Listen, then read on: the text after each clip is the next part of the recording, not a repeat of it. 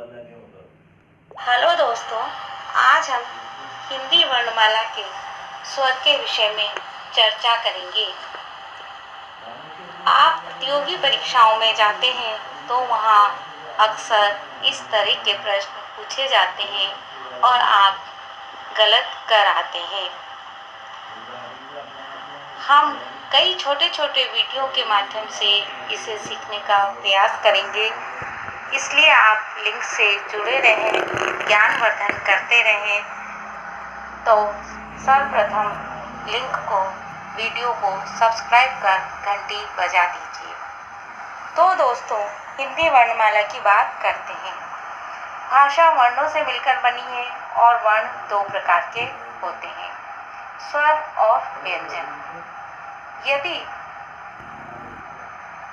हिंदी भाषा की बात करें, और क्योंकि आज हम स्वर के विषय में चर्चा कर रहे हैं, तो हिंदी वर्णमाला में स्वर की संख्या 11 है। ये 3 प्रकार के स्वर हैं। बात आती है स्वर किसे कहते हैं। जो स्वयं उच्चारित होते हैं, वायु मुख के अंदर से बिना किसी बाधा के बाहर निकल जाती है, वे स्वर कहलाते हैं। इन स्वरों को हम मुख्य रूप से 2 प्रकार से और थोड़ा सा भीतर जाकर यदि बारीकी से देखें तो 3 प्रकार में विभाजित करते हैं। पहला है मूल स्वर, जिसे हम हास्य स्वर भी कहते हैं। इसके अंतर्गत 4 स्वर हैं, अ, ई, उ और ऋ। दूसरा आता है दीर्घ स्वर। इसके 2 भेद हो जाते हैं। पहला है दीर्घ स्वर के अंतर्गत वे स्वर जिनमें समान स्वर मिलकर दीर्घ होता है, जैसे आ, ई और उ। आ और आ मिलकर आ बनता है, ई और ई मिलकर बड़ी ई बनती है, उ और उ मिलकर बड़ा उ बनता है। कुछ स्वर संयुक्त स्वर होते हैं। ए जैसे अ और उ से मिलकर बनता है, बड़ा ए अ और ए से मिलकर बनता है, ओ अ और उ से मिलकर बनता है, औ अ और ओ से मिलकर बनता है। ये स्वर, चारों स्वर अ, ए, ओ और औ संधि अक्षर भी कहलाते हैं। प्रतियोगी परीक्षाओं में इस प्रश्न को अक्सर पूछ लिया जाता है। अब बात आती है इनका उच्चारण किस तरह किया जाता है।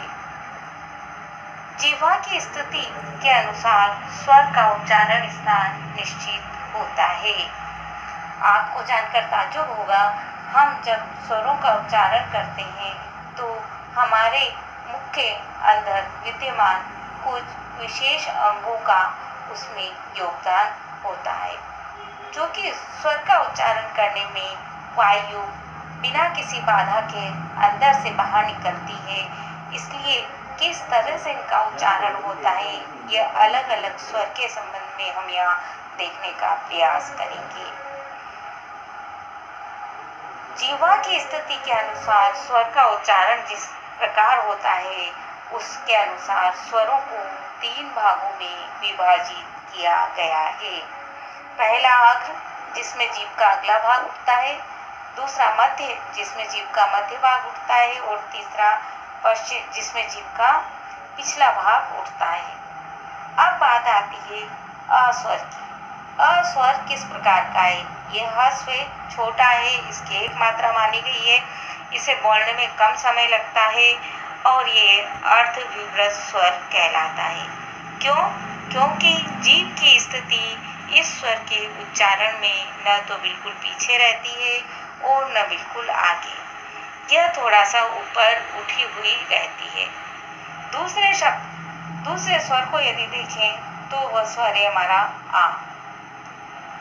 यह दीर्घ स्वर है और विवृत पश्च कहलाता है, क्योंकि इसमें जीभ बिल्कुल पीछे रहती है। आप करके देखते जाएं तो आप सीख भी जाएंगे उच्चारण करना और आपको स्वर भी याद हो जाएंगे। मुख उच्चारण के लिए खुला रहता है। करके देखिए, बोलकर आ, आपका मुंह पूरा खुला हुआ आपको महसूस होगा। ई ह्रस्व स्वर है ये और अग्र स्वर कहलाता है क्योंकि जीभ का कुछ नीचे तथा बीच की ओर झुका रहता है। होठ ढीले होकर फैले रहते हैं।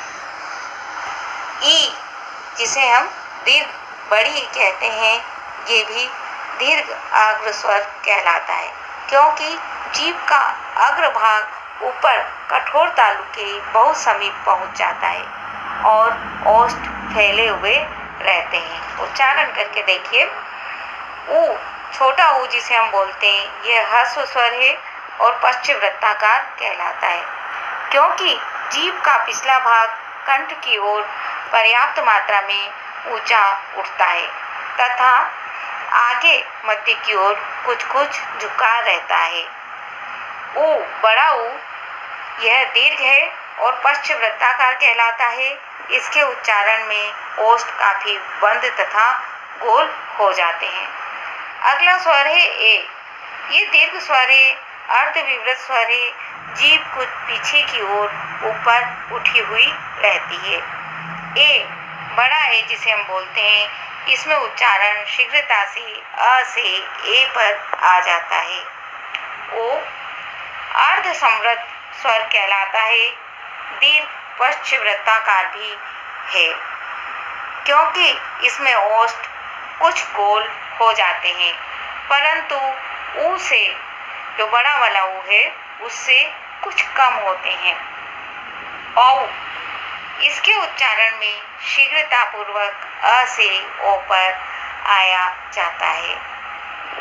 री स्वर, उच्चारण इसका री की तरह होता है, केवल संस्कृत के शब्दों में ही यह प्रयुक्त होता है। धन्यवाद।